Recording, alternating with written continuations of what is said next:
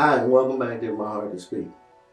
It's time for a change in 2021. We need a change. The world needs a change. We have faced everything from the pandemic, which we still have not gotten behind us. We're dealing with protests from Black Lives Matter. We've got White House politicians and issues, and everything there is in disarray. It's time for a change. You know, a new year is a good time to say goodbye. It's also a good time to say hello. So what are we saying goodbye to? I'm glad you asked. We're saying goodbye to those things that we cannot change, those things we're holding on to. Perhaps some regrets you picked up along the way. What are we saying hello to? We're saying hello to the opportunity to make this year the year that we turn it all around. You see, change is necessary. We have moved from the manual typewriter to the laptop computer.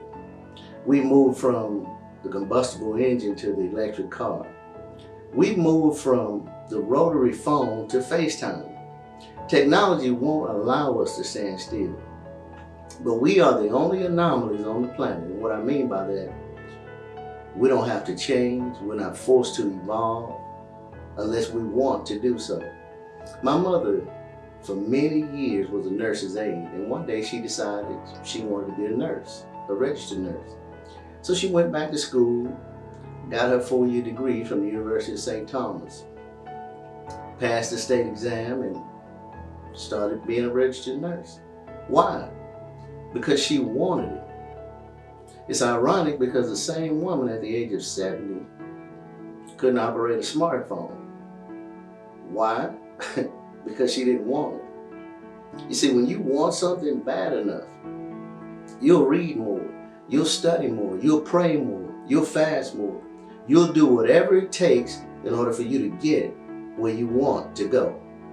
You'll make it happen. When I graduated from Southern University, I came home and I went to work. Because at that time, at 24 years old, and living in your parents' house, you needed a job. But I interviewed for positions in my field with Lockheed, General Dynamics, and Boeing. I didn't get the job. Oh, I nailed the interview. So while I was looking and searching for a position in my field, I ran bread for a year with Hostess Cake, getting up at 1:30 in the morning to be loaded and gone by 3 a.m. I taught school for a year. I was a grocery manager for a year. I did all these things while pursuing a job in my field. You see, when you want something, you don't mind getting your hands dirty and getting in the trenches to go get it. When you want something, keep in mind, easy and great do not go together. Great comes with frustrations, with failures, with setbacks, with disappointments. But if we change, and by the way, let me drop a footnote here. Transformation is not for people who need it. Transformation is for people who want it. The second thing is, time is precious. It's like a commodity. Actually, it is a commodity. Just like money. But unlike money, once this is spent, you can't go back and get it. Live your life like you don't have time. Like time is not on your side. Remember, last year was a canceled check. Next year, it's a promissory note.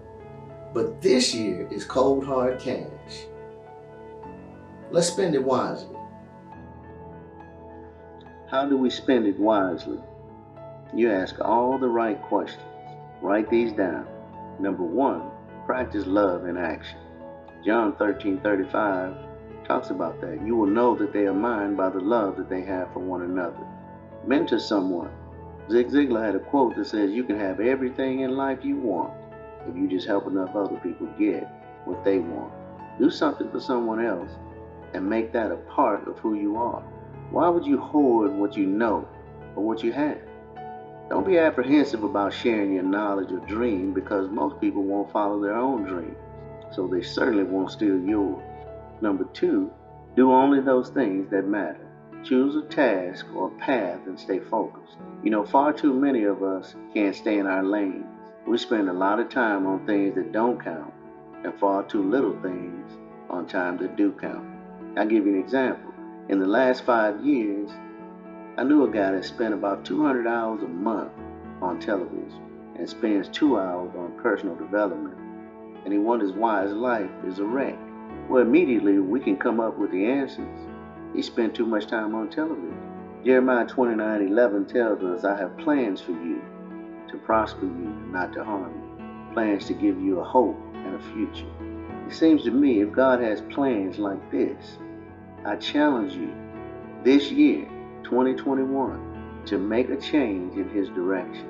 Learn how to be happy with what you have while you pursue all you want. Oh, there will be weapons formed against you, but they won't prosper. So say goodbye to last year's temporary defeat. Say hello to this year's winning opportunity. The best is yet to come. This has been K.R. Henderson. If you like what you have heard, please hit the like and subscribe button. And remember, as always, God believes in you. I believe in you. Stay safe.